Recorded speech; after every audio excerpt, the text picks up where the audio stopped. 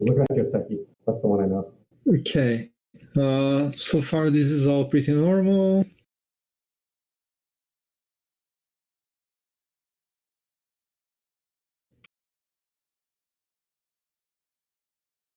My Discord is sorry, guys. Okay. Usually, when you have the large knight and you want to protect the corner, you play this one instead of the S16. Wait, I play which one? Sorry. The R16. I just put it on the review. Yeah. Okay. Usually, it's there is a relation between this tone and the move that you're going to play. So you want to play it at a distance that's one larger than a large knight. So this would be if the stone is at N17, and if oh crap! Just a moment. Someone at Fox just challenged me. Just let me close it. No. Here. If this stone over here, then again, once again, large knight +1. Hmm. So this is the way to enclose the corner usually. Because you see during the game, there's some AG left up there later. Okay, this is all pretty good.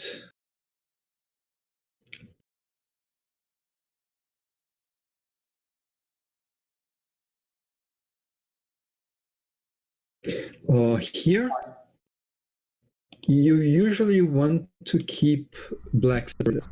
Yeah. It didn't occur to me at all, but someone in my chat had mentioned, like, I probably should have disconnected his groups like that. I don't know why it didn't occur to me.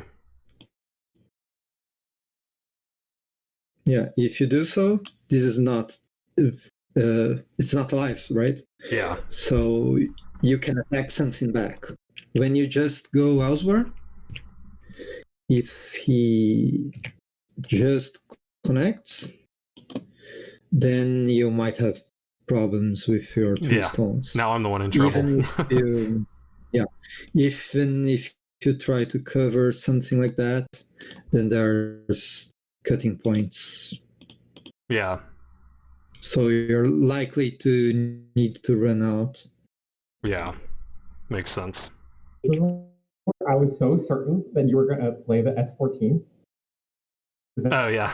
That I played the next move, and my chat was just screamed at me because I was like, I didn't even read anything other than you playing S14 then. Okay. Yeah.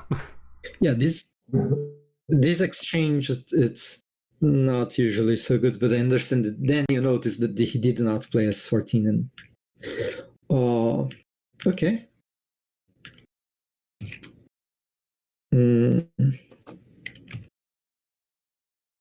This I hated that move of mine. Okay, what's White's plan here? I mean, I think I was thinking that I wanted to sort of, build a line. I don't know if I can draw. I don't know if you can see where I'm drawing, but try to just isolate this border here. I think that I can give you control and then you can draw. Let me remember how I do that.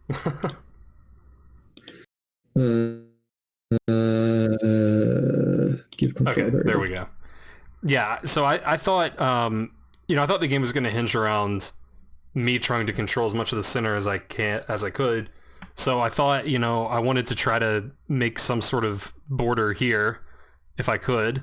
And at the same time, by playing in this area, maybe I'm threatening to come down further and threatening to cut here. So I think that was my thought process there. Okay. This move, how well does it threaten to cut this stone out? Do I need to pass control back to you somehow? I don't, because I can't see if you've made a move or something. Yeah, perhaps. Okay. Yeah. Just I can give myself control. Okay, there great. you go. So, yeah, I guess it doesn't really accomplish my objective all that well. How you plan to cut this now? Well, I mean, I didn't think I was necessarily going to, like, you know, separate that stone from, like, 03 and 04. I thought I was kind of, like, threatening to threaten here, I guess. Like, okay, I'm starting to sort of establish this border where I want it. And then maybe if he tries to, like, push on the other side with, like, I don't know, J6 or something like that, then maybe I can start to, like, push in more with 06 or N6 or something. But I mean, I guess still he's just going to be able to connect that stone. Yes, the thing is, if you want to threaten something about the stone, you have to find a move where you can actually cut it. Yeah. Because if you play something like this, you might end up cutting it, but then this one it's bothersome. Because if you want to keep the corner, then he can just find some way to run this out. Okay. And if you let him have the corner, then perhaps it's not such a bad trade for him. Yeah. Makes sense. Yeah, and usually the idea of building the center seems correct for me, since he has this somewhat large corner. He has all these sides. He has something here, and you don't really have any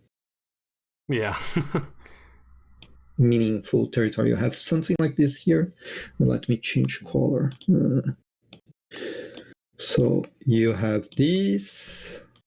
You have some points here, and you have some points here. It's pretty clear who's ahead, right?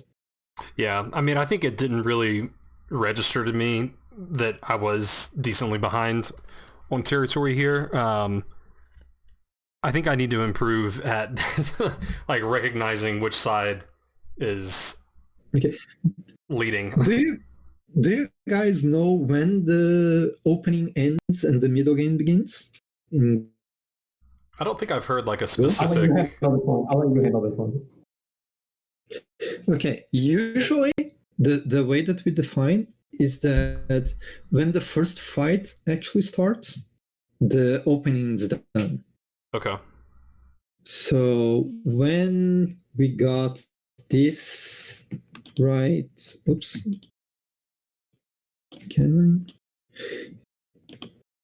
He doesn't allow me to go back. So okay. When we got this move, and especially if white plays here, the opening is done. Because now we have two groups that are not alive. And the middle game has begun. And Go has a curious thing that sometimes you don't have a middle game. You go from the opening to the end game. But that doesn't really matter right now so much.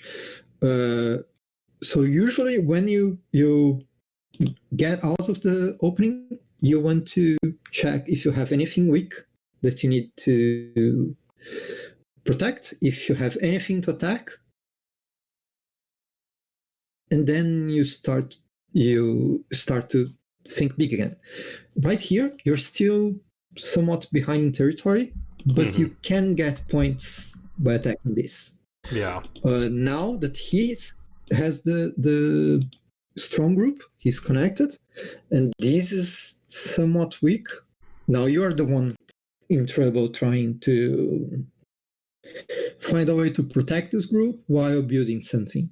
So perhaps if you can identify this as your weak group, perhaps playing a move like this that helps you to protect it, and you start to build something over here.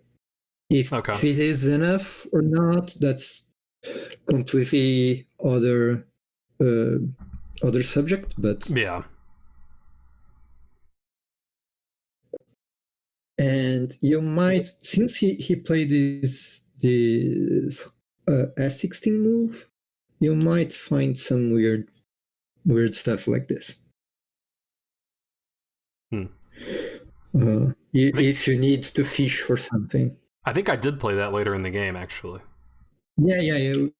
But like way later. You did. Yeah. Okay, here you're trying to do this. Okay, this might be a little bit too far for black. What if white cuts? Usually it's not good to cut the elephant's eye, but white is in a somewhat desperate position, I think. Yeah. So that's interesting. I thought I had heard that the elephant eye was bad because the other side should cut it. Or often can cut it. Often you can cut it. It's a complicated shape, let's say. Okay. Because sometimes you want to play it and you want the opponent to cut, because then you can try to sacrifice it in order to attack something else. Mm-hmm. Okay. You can sacrifice one of the stones. So there are plenty of ways that black could try to play here and try to take something. Okay. But since black is ahead, you can just either go slowly or get some more territory. Someone was saying in chat that the E13 was really good, right? Yeah. And it's indeed a good move, since black wants to build this way and white wants to build this way. So it's in the crossing path of both influences. Mm-hmm. Okay. So instead of my N8 move, you think maybe I should have played like E13 first? Or what would you suggest instead of N8? Perhaps you might want to play here. Okay. I know that once again, elephant's eye. Yeah. But it's not that easy to black to cut. Okay. And if you are behind, you must be willing to take weird fights. Yeah. You have to try to force the opponent to make a mistake. You're a chess player, right? Yes. Yeah. It's not that different in chess. Usually when you are in a weird position, you start to fish for something, right? Right. Yeah. So usually to build the center, these shoulder hits work pretty well. Oh, okay. Because they press the opponent down. Mm-hmm. You're pressing him this way while you're building a wall. Makes sense. So, I mean, he's like in this example, he would be probably he's going to play like C10 and then I get D9 and I'm starting to build that wall. Yes, something like that. Usually you don't you go. Oh, okay. Just keep pushing, because if he plays these, you can just block him off. And that's okay for you. You already have a wall. Yeah. Here. Not the most perfect one, but you will have a wall. Yeah. Okay. It's hard for me to say what would be the exact move, but N8 seems small. Yeah. That's one thing I love about Go compared to chess so far is like in chess, at least nowadays, people seem to think like, okay, you either played the computer move or you played a suboptimal move. And in Go, it's like, okay, there's like a lot of ideas that could be, you know, maybe the best move. And it's not as cut and dry. There's a little more room for creativity. Yes, and sometimes the computer move is something so weird that you can't really understand what's happening. Yeah. Even professionals have a hard time doing so sometimes. Yeah.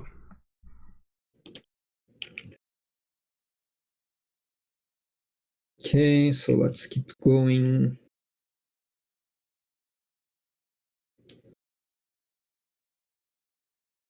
Is it possible for black to cut here? I don't think so.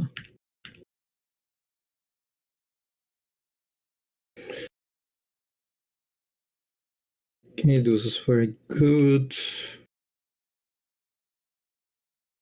Yeah, these ones was a little bit too much, right? Yeah, I completely missed that he had a double Atari The double immediately. Atari, Yeah. Uh, at some point, it will come naturally, but while we are at most beginner level stage, it's very useful to be always counting the liberties of your stones. Yeah, I'm sure I don't do that enough. And it's a pain in the ass, but it's still it's useful. It's really useful. Okay, this was you ended up picking up the stone. Okay, this was very good. And here, here you could, since you're behind, right? I think that you need to play something like this. Yeah, these kind of situations where both sides have a stone on Atari, it's very difficult for me to read. Yeah, this is not an easy move. My chat was yelling, "Oh God, thank God he didn't see it." I didn't know what it was that he didn't see. It's hard for black to pick a move here, right? Because then the corner's gone. That's a good chunk of points. Black could try to play like this, but this is so complicated. It's a cool and not a very easy one. And if white manages to win it, perhaps you can try to attack these stones. Wow, yeah, that would be nice. Yeah, that would be great. Yeah. A move that you could have played a lot earlier is, if you plan to do something like that eventually, is to play this one. I was looking at it. Yeah, I was looking at it at various points, but I think I found it too late. I played it after I had already, tried to poke in the upper right, and I guess it was better to do so before. Yeah, this is it doesn't seem that big, but it's actually quite big. Oh, okay, wow. Because it might threaten to take these two stones out, and that's a big chunk of points later. Yeah. It depends how it goes, but if you are brave enough, you can try something like this. And if you are able, now your white group's quite safe, but if you are able to cut this and kill those, these will never have a problem again. Yeah. You don't need to be afraid of them being cut out. Then after this, I don't really think you had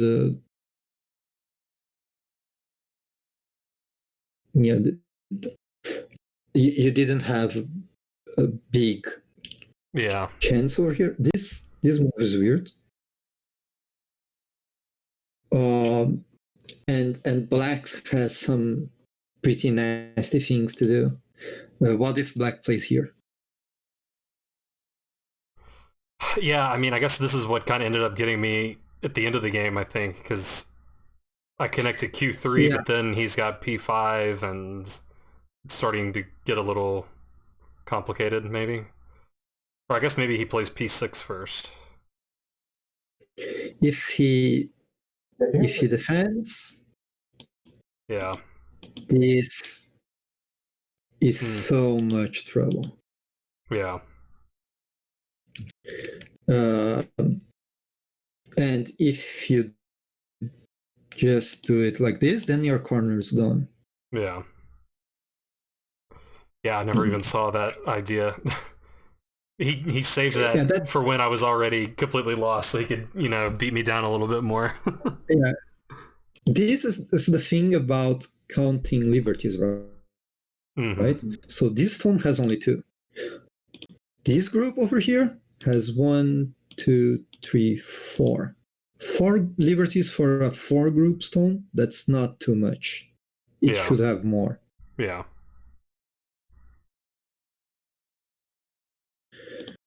This stone over here has only 3. And this stone have only 2. Yeah. So there's multiple ways where black can mess this up. So white... my groups also have like a very small amount of liberties. Yes, these were... Why am I also supposed to be worried about my cutting points here? Yes, but you have 2 here, and 4 here. But your 4 liberties, it's a little bit better than his, because if white plays here, you can connect here.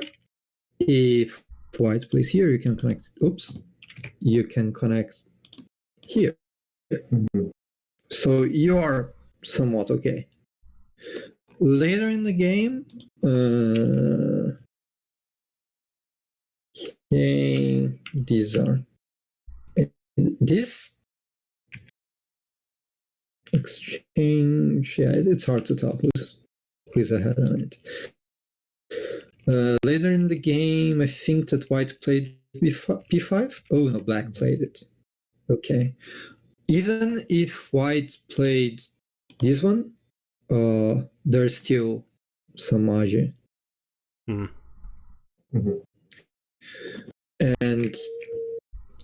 someone in the game chat was thinking about this one.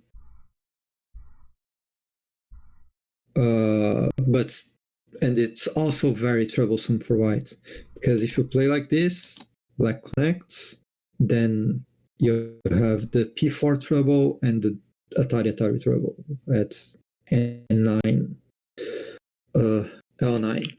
At the chat, someone came up with a variation that was like this, I think, and then here, and now black might have some liberty problems, because Atari, and if takes Atari here, Atari, whatever, and then jump down. And this is weird. I am not sure who's ahead on this. There's no way I could ever figure any of this out. I am not even sure that white can really play this. Yeah, white is 1 liberty behind. White can't even take this trade. So it wouldn't work for white. But black must be aware of his cutting points as well. So, and there is a nice thing for black here. This one is a little bit more complicated, but this move is huge for black. Can white play this one? Oh, well, black's got a double Atari at R2. Well, but he's an Atari. Yes, and then white takes. Yeah. Black plays. Oh. Let's see. Oh, I guess S1? That's just a S1 could be, but usually you play this one first. White connects, right? Then Atari threatening the core. If white connects, you play like this and you're alive. Black stole the white's corner. Yeah. If white does anything else to try to keep black from leaving, then there's a call for life. Yeah. And black has not really lost anything with this. So this was another messy variation. There's also like this, but then this shouldn't work. It's really hard to kill this as white, because this is a harder life and death problem, but this shouldn't work. I guess that this is it. Okay, well, yeah, thank you so much for the review. As usual, there's a lot to take from every game. So yeah, I would say for you specifically, if you can identify that the opening is over, you have to look for it's very similar to chess. What are the plan here? What is the plan here? How can I? What's my winning? Bat says this a lot in his videos. What's my winning condition? Or how can I create one? Yeah. Yeah, I think that's something I don't stop to ask myself enough. I'm usually looking at sort of either a short tactical sequence, or I'm just thinking very abstractly about, okay, well, this is like kind of the boundary, and maybe I'll try to push this, but I think I need to, like you say, kind of just step back every now and then and think about, the whole board state and what needs to happen if I'm going to win. To try to think of the big picture. Yeah. And for black, it's also very similar, actually, because when we got to that a lot earlier move, a lot earlier than that, somewhere around here. If you can notice that you are ahead, perhaps don't risk that much. Don't take this kind of big risks. But Black played pretty well this game. Just the only real a shortcut to counting points and like knowing if you're ahead, or is it just like count? Or I've lost a lot of games by either not realizing I was behind, or by being ahead and like pushing for 10 more points after I'm already up by 40. Yeah, counting is an acquired skill, let's say, but you can try to estimate pretty quickly, because you can just, if you can see that this is yours, right? You can just make 1, 2, 3 times 3, 6, 7. That's about 20 points. Okay. And then just try to make rectangular shapes, or imagine rectangular shapes inside your territory and multiply them. Then you have a rough idea. And then for center, because I'm always like, I look at this and I saw CL having a huge center, which is why I thought I was behind. Okay. I will pass to you the control, and then you draw to me the center that you think that he has. Okay. I thought I had a big center too, but then I didn't think that for very long. Yeah, it's very hard to play for the center. So I thought it was like...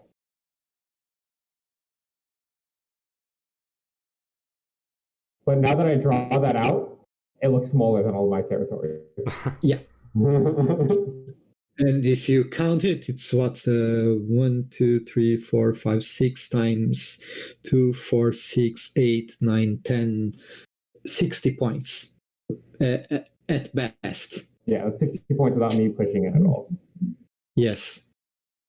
And you have 30 for the, making a rough estimate here, 55 plus 75 points. Mm-hmm. Okay, if he's able to create this whole thing, you're in trouble. Reality, but yeah, it's really hard, because if you stop to think about it, I would take control back. Okay, black has a way into from here, a way into from here, a way into from here, and perhaps even a way into this from here. So how can white enclose all 4 sides at once? I mean, if there were a weak group, I don't have a group to attack, so... Yeah, right. That's another thing. Black doesn't have a single weak group, so he can't even play forcing moves. So basically, if that black group never connected back up, That's pretty big, right? Because then I have this weak group that I'm worried about. Yes. And then Yes. If white played as 14, the game's completely different. Because now you have to think on how you're going to... white gets a lot off of me living, or maybe I don't even live. How are you going to handle this group? This is a huge difference. Yeah. I think that black's still doing okay. It's not that hard to handle it, but black's going to have to give something away in order to make this group live. Yeah.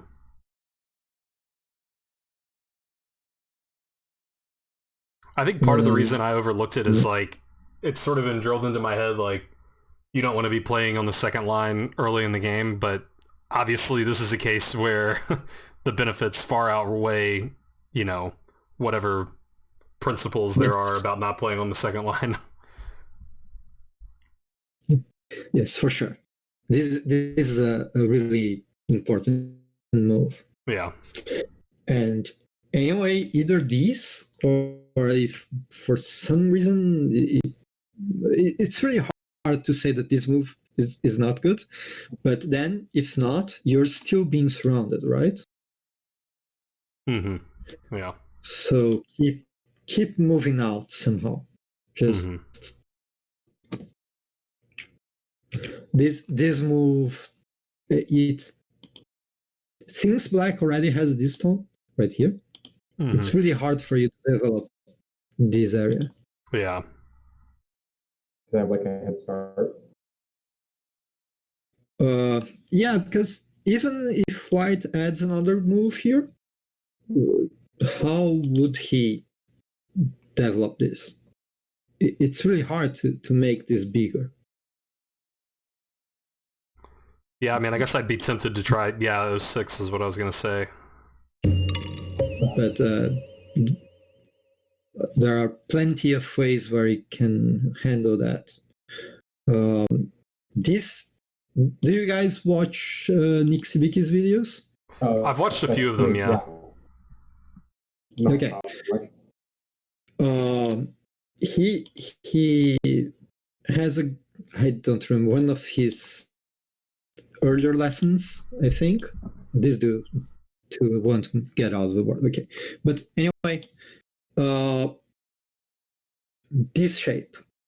Do you like black or white the most? I will even take a couple more stones away. Okay.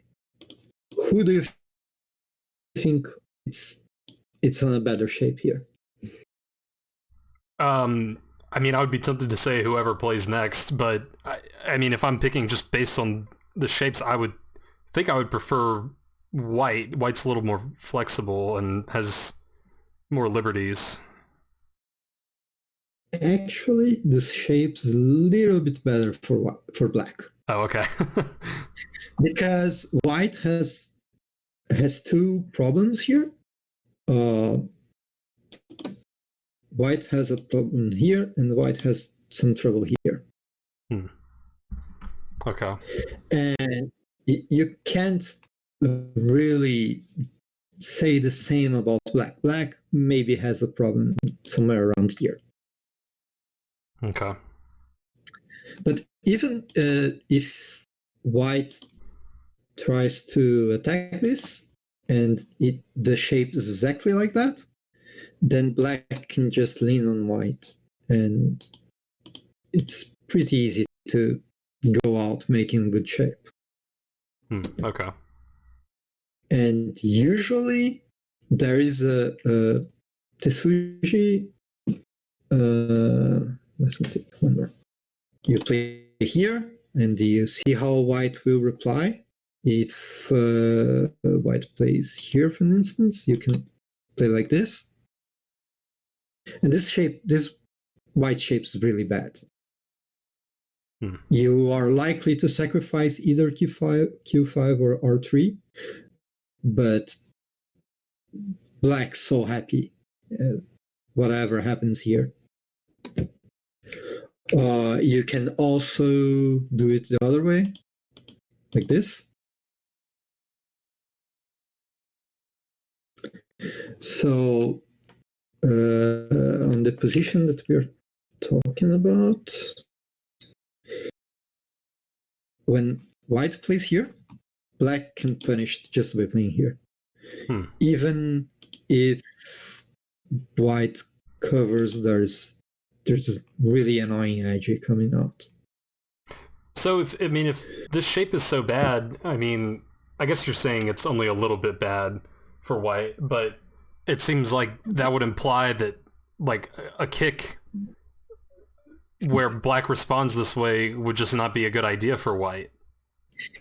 Yeah, usually the when I learned Go, I have been playing for about 15 years, somewhere between 15 and 20 years, and when I learned Go, it was usually said that this kick was really bad. Oh, okay. Wow. On the more modern side, the AIs don't think that is that bad. They think that's okay. But I perhaps because I have been taught this so long ago, I have a hard time believing this. Yeah. There is a game. If you do, you guys like to review games and of other players and. I haven't done it before, but I don't review them myself. I mean, I greatly enjoy watching, strong players review games and then, me getting the ideas that way. But I haven't tried to review a game on my own. I don't know that I would be able to decipher it. Yeah, there is a game from the PandaNet League, Latin American PandaNet League, that was the match between Brazil and Mexico, where a Brazilian player called Wang made miracles with that shape. It's a really nice game. It was Wang versus Sebastian. It was the third board of the match. I can find the game later if you guys want to take a look at it. But it's this shape. The way that I learned Go, this shape is bad. Doesn't mean that you can't, that you should never play it, especially because nowadays computers think that it's fine. But I have some trouble believing it. Yeah. Okay. I guess I'll be a little more hesitant to do that kick then. Yeah. Usually. Let me see when you kick this. Yeah, usually just back away somehow. Okay. And later, if you want to protect the corner, you can jump down, or sometimes you can kick. Depends on the kick. The good thing about the kick is that you will end up in center, right? So it's still your turn. Right. So I think perhaps that's why the computer likes it, because it's Sente and you can play elsewhere. This might make up for any shape problems that you have locally. Gotcha. But usually I recommend just to either back way, or since you are strong on the left side, pincer it somehow. But that's it's okay also if you want to kick. Just be aware that there are problems that might come out of it. Yeah. Okay. And they are slightly different on this shape and on this and on this shape. Okay. But they exist in both of them. So. Okay. Okay. Can I help you guys with anything else? Do you have any questions that you want to? I don't think I have any more questions. What about you, Rai? I think I'm good for my end. Like, I always end up getting too much information from these and then losing it all. So it's like, yeah, usually we get carried away when you're trying to. Yeah, Robert was making a very good point about the center. in the usually we get when we review those, it's very easy for us to get carried away. And but if you guys take out a single thing from it, it's already worth it. That's what I was going to. Right. Yeah. What is the main like takeaway idea? Because for me, it's the moves that are both expanding my points and reducing. Like if we both want to play in the same spot, like in like E13 or whatever it was, F14. That's a big concept. Yeah. And my takeaway is I need to play S14. yeah, that was big. Yeah, need to keep those groups disconnected. To keep the opponent disconnected is very good. And usually that's something that's very it's the same in chess. Always have a plan. Yeah. Every single move you play has to have a meaning behind it. If you are doing it the best way, that's another question entirely. There is a Romanian international chess master that lived in Brazil for a good while. He had a brilliant saying: "It's better to have a bad plan than no plan at all." Yeah, I've heard that one. So yeah, I like that one. This is also very important. Yeah. Well, yeah, I mean, as far as like, only being able to take away, one or two things from each review, I think, if it's okay with you, I'm probably going to upload this conversation to YouTube so that I can reference it going forward. And then, sure. Rye, if you want to be able to replay it, it'll be there. I've been doing that with a lot of my reviews that I get from strong players because I also have the similar problem of not being able to retain enough of it. So I'll definitely be interested in rewatching it. So thank you so much for taking the time to walk me through it.